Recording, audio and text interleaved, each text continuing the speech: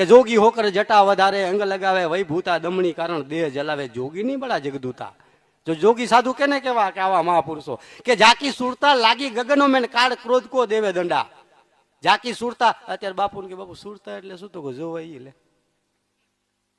એટલે જોવાય ઈ નથી કઈક બીજું છે તો કે સમજાય એટલે એ નહીં. હમણાં બાપુ કીધું કિસ્મતભાઈએ કીધું સુરતા સાંભળવાનું કામ કરે, સુરતા ઓળખવાનું કામ કરે, સુરતા પામવાનું કામ કરે, સુરતા ઘણું કામ કરે, નૂરતા એક જ કામ કરે.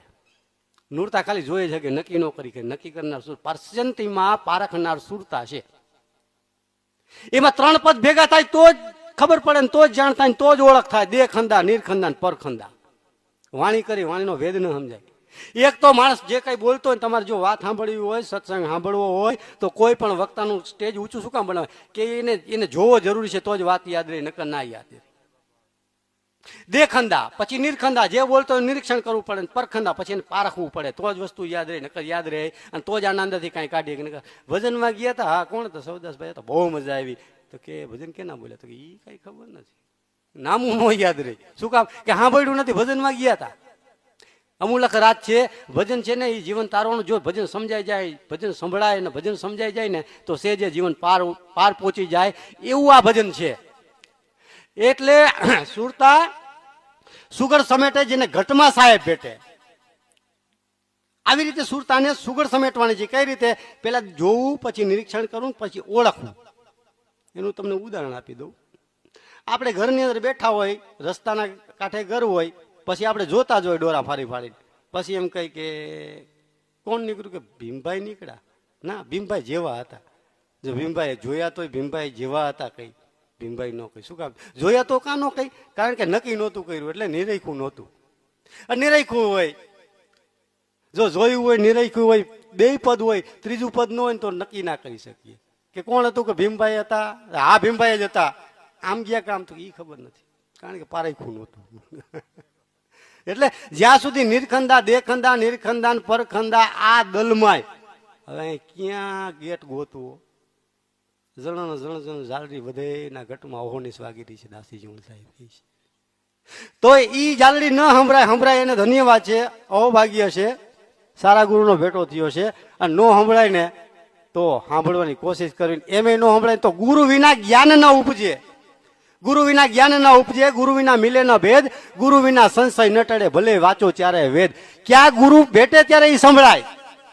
पहला गुरु माता और पिता रक्त बिंदु के दोनों दाता, बीजा गुरु जन्म केरी डयण जिन्हें लई उंदर से छुड़ाया डयण सुयाणी, त्रीजा गुरु ने धरिया नामा लई पुकारा सगड़ा गामा गोर महाराज 6 दिवस पछी नाम देने छठी करी नाम दे छे। चौथा गुरु ने विद्या पढ़ाई जिनसे जगत व्यवहार चलाया। 5मा गुरु ने माला तिलक दी जिनसे रामकृष्ण का स्मरण किया। આપણે જે કે ગુરુ ગાદી હોય એને બોલાવી અને ભગત બનાવતા હોય છે. એ સુંદર મજાના શબ્દો કે ધર્મની રાહ બતાવે કે દીઠી અનડીઠી કરજે, સતની પોટલી ઉપાડજે, હાથે દાન કરજે, પગે તીરથ કરજે, કાને કથા કીર્તન સાંભળજે, પાપથી છેટો રહેજે, ધર્મના 2 પગલા આગળ રહેજે, વડીલોને આદરભાવ આપજે, સાધુ સંતોની સેવા કરજે, મા બાપની સેવા કરજે, દારૂ ન પીતો, જુગાર ન રમતો, ઝારી ન કરતો, ચોરી ન કરતો. સુંદર મજાના વાક્યો કે પણ હરામામાં આવું કાંઈ નથી કરવું. બાપુ અમારે બ્રહ્મજ્ઞાન લેવું છે, ન મળે, પેલા માનવ થવું પડે. છઠ્ઠા ગુરુ મળે ને બા, છઠ્ઠો ગુરુ સત્સંગ છે. સત્સંગમાં નિત્ય જાવ ને એટલે ભ્રમણા ભાંગી જાય. એવી ભ્રમણા કમાલ સાહેબ ની ભાંગી. એક વાત સરસ મજાની કહી દો. 5 ટાઈમના નવાજી હતા. આપણે તો ઘણી બધી પૂજન, ઘણા બધા વ્રતો રહેતા હોય. એક વ્રત ન છૂટી શકે, ગમે એવો ગુરુ કહે ને. એક પૂજા ના છૂટી હગે, અરે એક પૂરો ન છૂટી હગે. એવા કમાલ સાહેબ 5 ટાઈમના નવાજી હતા. આપણામાં તો 10 અંદર ઘરમાં માણા હોય, સૌ તો દેવસ્થાન હોય. હાલો, એક નક્કી કરનાર અલ્લાહ ખુદા, એક નક્કી કરનાર એ પામ્યું નતો પરમાત્મા.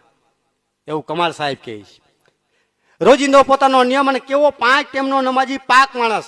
આપણામાં જે પુરોહિત પંડિતો હોય, જે અતિ પવિત્ર માણસ હોય, એને પવિત્ર એટલે પાક કહેવામાં આવે. એવા પવિત્ર અને પાક માણસ કમાલ સાહેબ 5 ટાઈમના નમાજી, રોજિંદુ પોતાનું કર્મ, રોજ નમાજ પડવા જાય. એવામાં કબીર સાહેબના 2 શબ્દ સાંભળી ગયા. આપણે જાણતા હોય થોડુંક વિશેષ જાણવા થાય એટલે આપણી ઈચ્છા થાય ત્યાં જવાની, એને સાંભળવાની, એને પામવાની. એવી રીતે કમાલ સાહેબે વાત સાંભળી એટલે એક દિવસ સત્સંગમાં આવ્યા. 1 દી, 2 દી, 3 દી, 4 દી, જ્યાં 15-20 દિનનો સત્સંગ થયો ને, કવિ સાહેબ વગર વાત વ્યક્ત કરી કે બાપુ મારે બોધ લેવો હોય તો. એ સમયમાં ધર્મના ઝઘડા બહુ હતા. ધર્મના ઝઘડામાં કરોડો આર્ય અનાર્યો કપાઈ ગયા ધર્મના વાદે. એટલે ભાઈ થઈ શકે, કારણ કે સંતો નિર્ભય હતા. એને ભાઈ એને મરવા કે મારવાની કોઈ બીક જ નહોતી. મરવા તૈયાર હતા, સત્ય બોલવા તૈયાર હતા, સામે મરવા તૈયાર હતા. કમાલ સાહેબને બોધ આપ્યો, નમાજ પઢવાનું બંધ કરી દીધું. નમાજ પઢવાનું બંધ કરી દીધું એટલે હાહાકાર મચી ગયો એની જમાતમાં કે સાલા अपने वाला है, एक बार भी नमाज पढ़ने नहीं आता, 5 टाइम का नमाजी था, उसको क्या हो गया, क्या खा गया, क्या पी गया, क्या समझ गया, क्या उसको हो गया, बुलाओ उसको.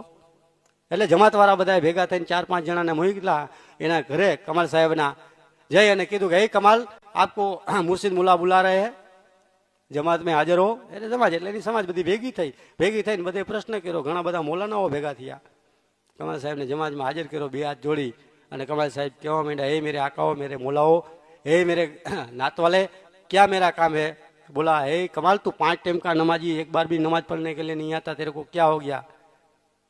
बोला, भाई बात सही है, आपके धर्म में कोई ऐसा रसूल है, 5 टाइम नमाज पढ़ने का आपके धर्म में कोई ऐसा रसूल है, लेकिन मेरे गुरु ने वो दरगाह, वो मंदिर, वो अल्लाह, वो खुदा दिखाया जहाँ कोई टाइम टेबल नहीं, जब चाहता हूँ तब नमाज पढ़ लेता हूँ. बोलो विजय मैंने आऊ हो गए, ऐसा खुदा है? हाँ ऐसा खुदा दिखा है. तो बोला नहीं, तुम कैसा खुदा है दिखाओ. એટલે આને હાથ જોડીને કીધું કે ભાઈ સાહેબ એ વાત કરો મને, આમ था તમે બોઠા પડશો.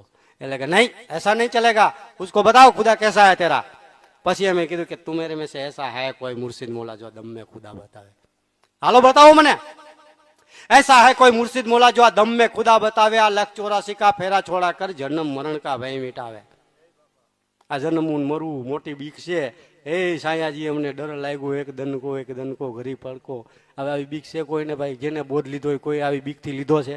હરખથી લીધો છો. ભીખાઈ લીધો ડાયો કે હું લઈ લો, ડાયો લીધો એલા ભીમગીરીના શિષ્ય આપણે ગામના ને ઈ બધા રહ લઈ જાય, આપણે લઈ લ્યો. કોઈને બીક નથી, આ હરખ છે. અને હરખ પાર ન પૂછે, હરખ તો યોઈ જાય. અમુક કે મારા ગુરુ મરી ગયા. એલા મરે નહીં ગુરુ.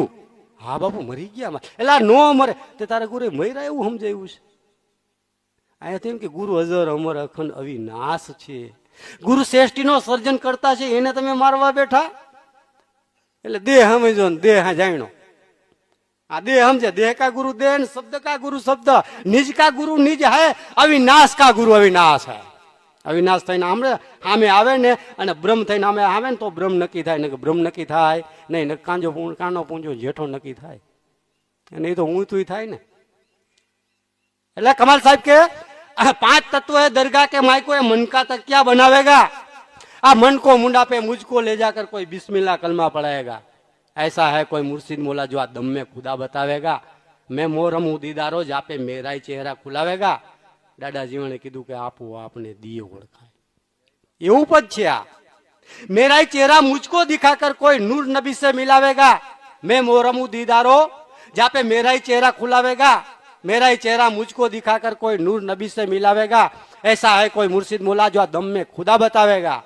मैं मोहम्मद हूं अल्लाह रसूल. जो तो खरा ताकत. मैं मोहम्मद हूं अल्लाह रसूल. कोई अल्लाह से सुरती लगावेगा. 21 ब्रह्मांड पे मुझको ले जाकर कोई मेरा ही झूला झूलावेगा. ગંગા સત્ય કીધું 21 બ્રહ્માંડ થી પરસે સદગુરુ આપણા, એનો હું તમને બતાવું દેશ.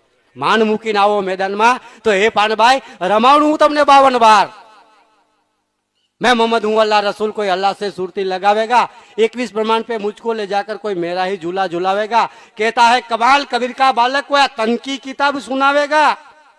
4 वेद 100 शास्त्र 18 पुराण कुराण बाइबल खूब वाંચ્યા, પણ અંગોઠાથી માથા હુદ્યામાં કમાલ ક્યાં છે એવું કોઈ નક્કી કરનાર ખરો? कहता है कमाल कबीर का बालक को या तन की किताब सुनावेगा. 52 अर्फ में घूट कर कोई ऐसा प्याला पिलावेगा. 52 अर्फ એટલે 52 અક્ષર. 52 અક્ષર બુજી એને ઘૂટી અને 53મું હાલે છે, ચાલે છે, ખાલી છે, પીએ છે, બોલે છે, સર્વનો સર્જન કરતા છે એવો કોઈ સમજાવનાર ખરો? 52 અક્ષર સોય કુર બુજે ધરે એકનું ધ્યાન, જોધાને પ્રતાપે ભણે ભવણીદાસ સંતો એક અક્ષરમાં એનું નામ. મિત્રો ખરેખર ઈ નામે બધા તમે બધાને બોલાવો છો, આમાં જવાબ એ દે છે છતાંય તમને ખબર નથી. અને હોય તો બહુ સરસ મજાની વાત છે. એક જ અક્ષરમાં એનું નામ છે. તમે જેટલા નામ કહો ને બધા બબે તંતનમાં થાય, પણ એક અક્ષરમાં નામ. હામાં માણસ તમે બોલાવો તમને જવાબ દે છતાંય અજાણ છે. શું કામ? મારો હીરો ખોવાણો કચરામાં, આ 5-25 ના ઝઘડામાં મારો હીરો ખોવાણો કચરામાં. ઈ જ અક્ષર અર્જુનને બોધ આપ્યો ત્યારે કૃષ્ણએ સમજાવેલ હતો કે લખતા લંબા ઘણા પડતા આવે ને પાર, અર્જુન અક્ષર એકમાં સમાઈ રહ્યો સંસાર. ઈ જ અક્ષર ભાણ સાહેબે ખીમને સમજાયો હતો કે અક્ષર એક સે જુગ ઉપાયા સોહમ નામ સવાયો, અકડ પુરુષ અવતાર ધરે ત્યાં ભાણ દેવે ભેદ પાયો. ઈ જ અક્ષર ભવાનીદાસ ને જોધા બાબાએ આપ્યો હતો. કયો? સદગુરુ સાહેબ અલેખ છે લેખામાં ના આવે, મન મુજાયા મનોર કે ગુરુ અલેખ ઓળખાવે. લ્યો કહી દીધો નીકળે. એટલે કીધું મીરાએ ખર્ચી ન ખૂટે એને ચોર ન લૂંટે. હરામાં ચોખ્ખો અક્ષર તમને કીધો કે સદગુરુ સાહેબ ઈ અલેખ છે, નો લખી શકો. સદગુરુ સાહેબ ઈ અલેખ છે, લેખામાં નો આવે. આ મન મુજાય મનોર કે ગુરુ અલેખ ઓળખાવે. એટલે મીરાબાઈએ કીધું કે ખર્ચી ન ખૂટે એને ચોર ન લૂંટે, દિન દિન બડત સવાયો પાયો મેને રામ રતન ધન પાયો. વસ્તુઓ મૂલક દી મેરે સદગુરુ ને કૃપા કી અપનાયો, પાયો મેને રામ રતન ધન પાયો. જન્મ જન્મ કી પૂંજી કમાઈ. સંપત્તિ કેવી છે? એક જન્મ પૈસા કમાવ તો કેવડા થાય? મહિનાનો પગાર કેવડો આવે? એક આખો જન્મનો પૈસા કમાવ તો કેવડી સંપત્તિ થાય? તો જન્મો જન્મથી કમાતી હતી એની કમાઈનું ફળ હવે મને મળ્યું. એટલી કિંમત આની આઈકી પરમાત્માની. જન્મો જન્મ કી પૂંજી કમાઈ, જગ મેં જસ ગવાયો, પાયો મેને રામ રતન ધન પાયો. રામના નામનું જેને રતન મળ્યું, નરસિંહ મહેતાએ તો ભવ કુરબાન કર્યા. અત્યારના ગુરુઓ કોઈ સેડારા છોકરા નક્કી કરાવ્યા હોય ને ગુરુએ આપણે જીવણ સાહેબ ને ભીમ સાહેબે નક્કી કરાવ્યા હતા કે તારે જીવને અહીંયા રાખવાનો છે. જો પ્રશ્ન કર્યો મનનો કે જીવણ આ જીવને મન મૂકી દે. મનનું કાર્ય કેટલું કે ભીમભાઈ તમને બોલાવે એટલું નક્કી થાય એટલું જ મનનું કામનું હાલે ને એટલે ભીમભાઈ પોતે જીવ થઈ જાય, મન મટી જાય. એટલે મનની કલ્પના શું કરે છે? મન તો એટલે તો આપણે ગુરુચરણે અર્પણ કરી દે તો હાલતા નથી, ચાલતા નથી. હાલીસી ચાલીસી ખાઈસી પીએસી કે મન લઈ લે તો શું આપણે લઈ લે ગુરુ? આપણે ન લઈ શકે. એટલે આપણે શું છે? એક જીવ છે, જીવ શિવ બ્રહ્મ અને પરિબ્રહ્મ ચાર એના પદ છે. બ્રહ્મમાં સમાઈ જાય. જીવ છે એની ક્રિયા હાલવું ચાલવું ખાવું પીવું બેવું ઉઠવું જોવું જાણવું આ જીવ દશા. પછી ધ્યાનસ્થ દશા થાય શિવ દશા. અને જો શબ્દનો મેળો થાય બ્રહ્મ દશા. અને શબ્દથી પર થઈ જાય પરિબ્રહ્મ દશા. શબ્દ પાર સાહેબો મેરો ઓર શબ્દ સમજાય ગુરુગમ ખોજો આ ઘટમાય. આ સહજ સુનમાં કે માય પરમ હંસા કા વાસાય નિરાધાર નિર્વાણ કબુ ન હોય નાસા. આ કરમ ભરમ કો ભાંગ દે ભાઈ કર સદગુરુ કી સેવ ઓર નહીં કોઈ દેવ ગુરુગમ ખોજો આ ઘટમાય. આ ચાર પદ. હે જીવાણ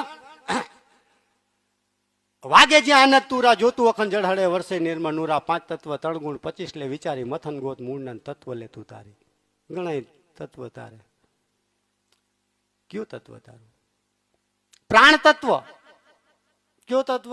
હવે પ્રાણ તત્વ એવી વસ્તુ છે કે તમે દેહની અંદર ગમ્યા સ્થાયી કરો ને એટલે વિષયો જ થાય. કામ થાય, ક્રોધ થાય, રૂપ થાય, રસ થાય, શબ્દ થાય, સ્પર્શ થાય, ગંધ થાય. એના વિષયો જ થાય. કારણ કે એ બીજ છે. બીજને તમે પૃથ્વીમાં નાખો એટલે ઉગવાનો એનો સ્વભાવ છે.